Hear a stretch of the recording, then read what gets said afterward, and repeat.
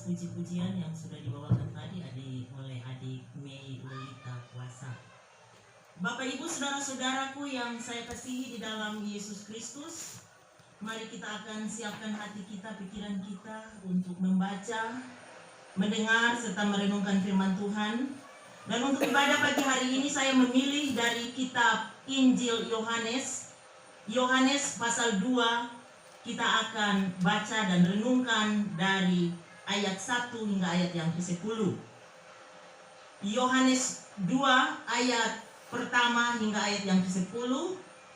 Sambil Bapak Ibu, saudara-saudara yang mengikuti ibadah ini mempersiapkan pembacaan ini, kita akan siapkan hati juga untuk berdoa, doa pembacaan.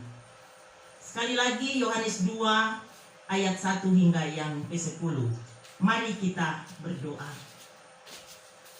Ya Bapa, saatnya kami akan membaca, mendengar, serta merenungkan firman-Mu. Kuasailah hati dan pikiran kami. Konsentrasikan pada pemberitaan firman ini, biar kami dapat mengerti, lalu kami akan melakukan apa kata firman-Mu. Jadikanlah kami pelaku-pelaku firman yang setia. Urapi hamba-Mu yang akan menyampaikan isi hati Tuhan. Biarlah apa yang disampaikan nanti, semua itu atas kehendak Tuhan.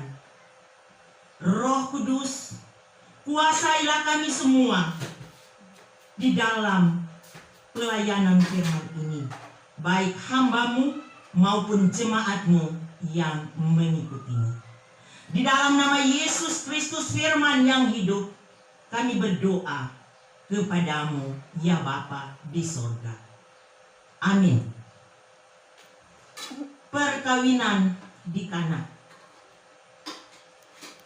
Pada hari ketiga ada perkawinan di Kana yang di Galilea. Dan ibu Yesus ada di situ. Yesus dan murid-muridnya diundang juga ke perkawinan itu. Ketika mereka kekurangan anggur, ibu Yesus berkata kepadanya, mereka kehabisan anggur. Kata Yesus kepadanya, mau apakah engkau daripadaku ibu? Saatku belum tiba. Tetapi ibu Yesus berkata kepada pelayan-pelayan, apa yang dikatakan kepadamu, buatlah itu.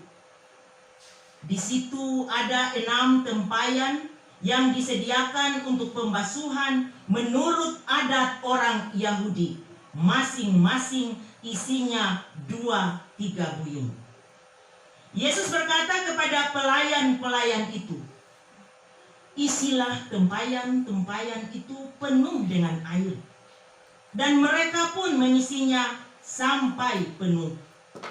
Lalu kata Yesus kepada mereka, sekarang cedoklah dan bawalah kepada pemimpin pesta. Lalu mereka pun membawanya. Setelah pemimpin pesta itu mengecap air yang telah menjadi anggur itu, dan ia tidak tahu dari mana datangnya, tetapi pelayan-pelayan yang mencedok air itu mengetahuinya. Ia memanggil mempelai laki-laki dan berkata kepadanya, setiap orang menghidangkan anggur yang baik dahulu, dan sesudah orang puas minum, barulah yang kurang baik. Akan tetapi engkau menyimpan anggur yang baik sampai sekarang. Demikianlah firman Tuhan di pagi hari ini.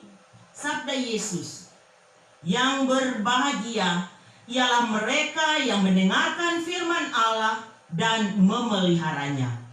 Haleluya.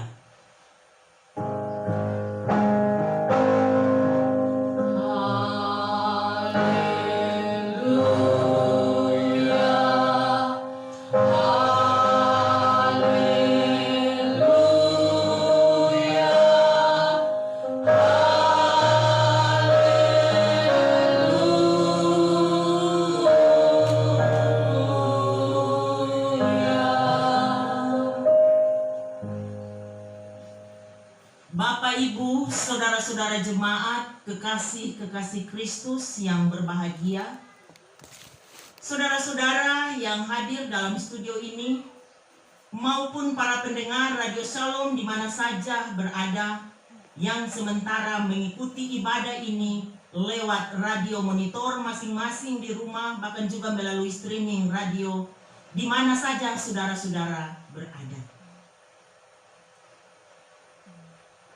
Dalam kehidupan setiap orang,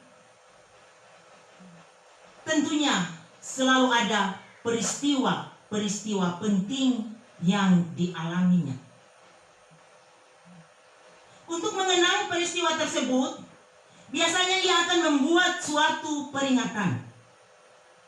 Apalagi kalau itu terjadi hanya satu kali dalam seumur hidupnya. Misalnya, perkawinan. Maka ia akan mengadakan perayaan pesta dengan semeriah-meriahnya. Dalam kondisi keuangan yang pas-pas pun, orang tetap berupaya untuk mengadakan pesta, walaupun dalam bentuk yang sederhana.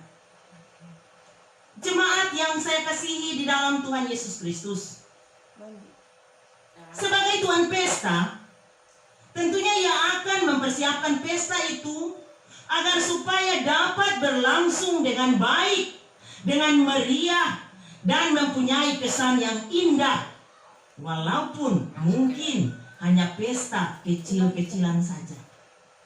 Oleh karena itu, segala macam persiapan perlu ditangani secara serius. Misalnya, perlengkapannya, berapa kursi kalau saat ini ya pesta, berapa tenti, wadah apa yang nanti dipakai. Acaranya juga dipersiapkan dengan sebaik-baiknya. Siapa yang jadi MC-nya, sajian makanannya pun, minuman, dan yang paling penting juga para undangannya sudah dipersiapkan jauh-jauh hari sebelumnya. Hal terakhir yang disebut yakni sajian makan minum dan jumlah undangan atau tamu itu harus disesuaikan agar supaya ada keseimbangan. Jangan sampai terjadi si tuan pesta akan kekurangan makanan karena tamunya yang banyak, ataupun kelebihan makanan karena kurangnya tamu yang hadir. Bapak Ibu saudara-saudaraku yang saya kasihi di dalam Yesus Kristus, dalam perikop pembacaan kita tadi, kisah tentang perkawinan di Kana sudah tidak asing lagi dalam pendengaran kita.